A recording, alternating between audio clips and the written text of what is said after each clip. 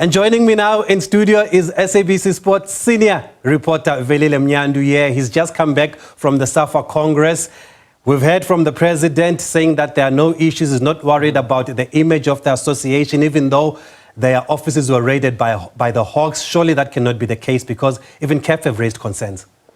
Well, Tabiso, it was for the first time today Safa president publicly spoke about the issue of the raided Safa and also even the letter that CAF wrote to Safa asking them to forward some documents so that they can also get up to speed in terms of what are the law enforcement agencies in the country looking for from Safa. So it's a very interesting turn because we learned yesterday the statement that they released that this is the route that they are taking. They are firing back at the Hawks in terms of the legalities that they claim that were not followed in executing the warrant, or in fact not warrant of arrest, but the search and seizure warrant that was used by the Hawks a few weeks, in fact last month. So they're not challenging the allegations, they are challenging how the raid was conducted.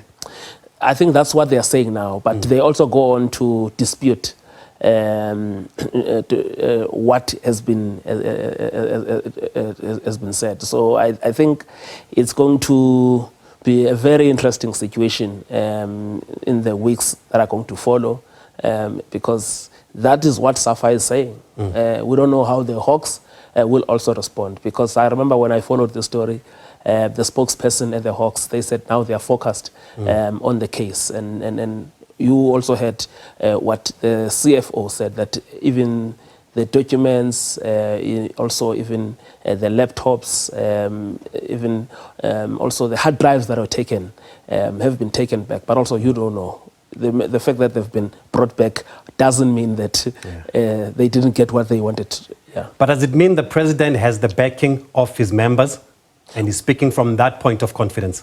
Yes, today was that ordinary Congress, the 32nd Safa Congress, that is, and the president claims that all the 54 regions are fully behind him, and so is the special member, the PSL, which was also in attendance, and also some associate members. That's what he's saying, but look, sometimes when you look deeply in these things, we are not there. In terms of we're outside, and you only get invited at the end. At the end, and also the security today, it was very tight. Okay. Yeah, but also this also stems from what happened earlier, because there were some people who were picketing. Also, some of them wearing T-shirts bearing the name of the former Vice President Riali Dwaba. Another big talking point has been the future of the coach of Banyana, Desiree Ellis, after they failed to qualify for the Olympic Games in Paris later this year. And the president also spoke about the future of the coach of Banyana. Our future is secure. You see, South Africans, you see what happened in the team. If the team, today the team wins, they are very happy. Tomorrow the team loses, they want to break down the house, destroy everything. And then they will wonder why the hell did we break down the house. We must just be calm, relax, understand football is a game. There are two teams on the field and one will have to lose. Particularly in the final match, there's penalty shootout, but there must be a decision. One must win, one must lose. There's only one place there in the Olympics. And it's not to be for South Africa. As painful as it is, we have to understand that and to move forward and build. And it will have to be under the coach, Desiree. We don't have another woman coach. Well, the Safa backing the coach Desiree Ellis, and I guess that could be understandable because Banyana, champions of Africa, they made history qualifying for the last 16 of the FIFA World Cup, and the coach is being given more time, maybe to even defend her WAFCON title. I think also you have to look at who beat Banyana. This is Africa's #1 against Africa's #2. Also, you look in the manner in which we lost that game as well. It's a 1-0 loss. On aggregate, you know, so you don't just react to that because what they said the contract of the coach was coming to an end after the Olympics. So now the Olympics, obviously not going to the Olympics, but I think we're likely to see the WAFCON, even though it's not confirmed, we're likely to see the WAFCON around September, October. So it could be that maybe this could be her last term. But I think it's premature now to be talking about the coach vacating the seat before that WAFCON. And I think this calls for some sensible heads here. He's a coach that's done very, very well with this group of players, including the players taking women's football to another level and being an inspiration to young girls around the country who also want to play football. But the big talking point, though, with Banyana's failure for qualifying for the Olympics has been the fact that Africa only gets 2 spots at these Olympic Games. And it's a thorny issue. It was addressed today at the Safa Congress. All 4 teams is good enough to qualify for the Olympics. But that's a matter that we were raised at the FIFA meeting in Thailand to emphasize the point that Africa must get more slots.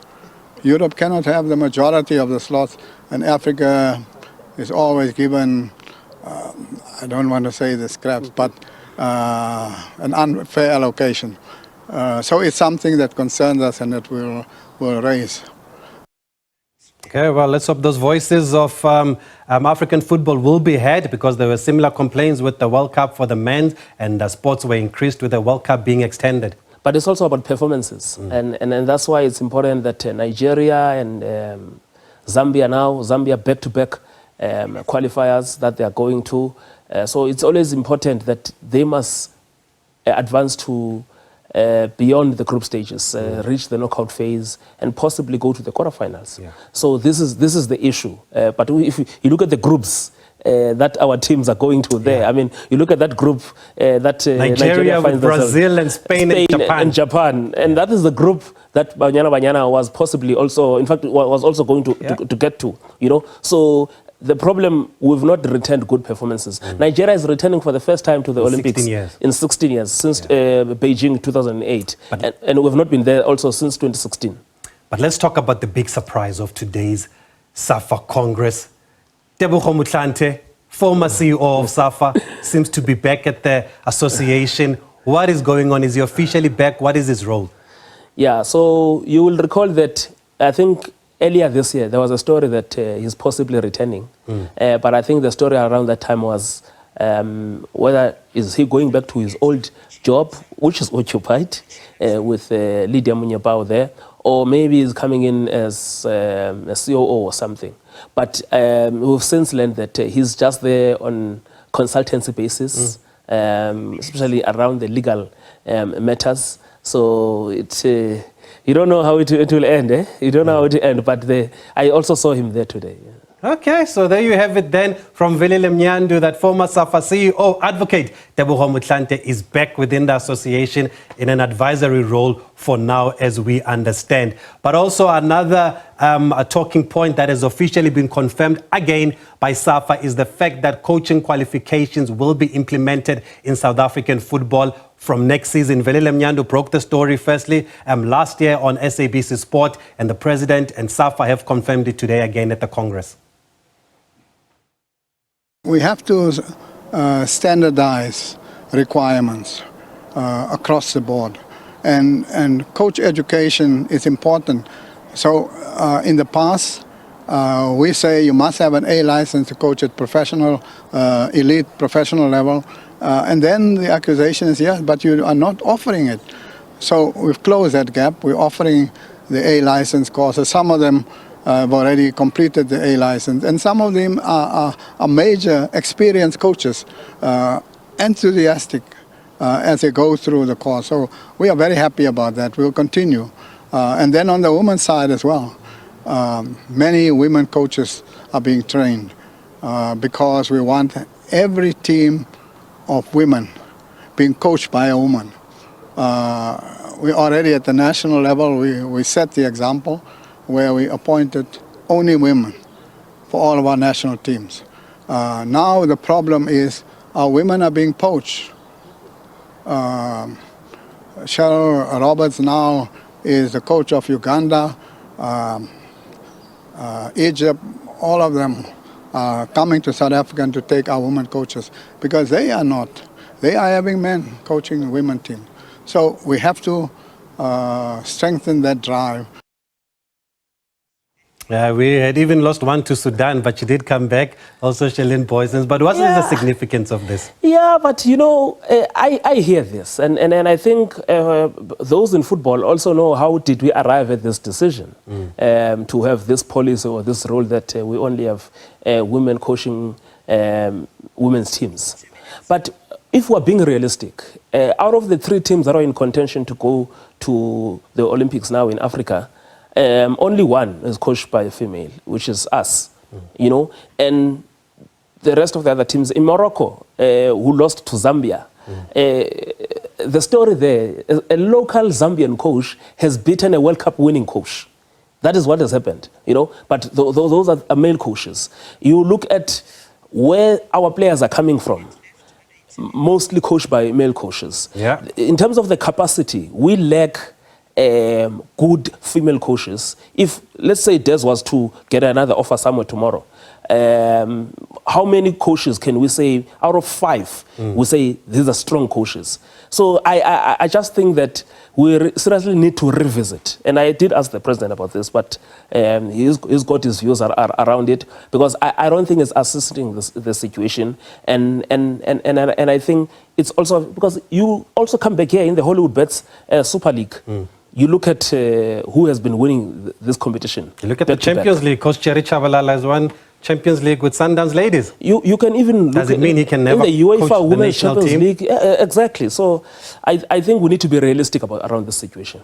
Okay, Velile Mnyandu, being realistic as usual, and that's why we brought him here fresh from Ekurhuleni, where the Safa Congress was held, giving us the latest. So we can confirm Safa not faced by the raid of the Hawks. Also, Desiree Ellis is going nowhere. Safa still believe in the coach despite missing out on the qualifications for the Olympics. And Advocate Teboho Motlanthe is back at Safa.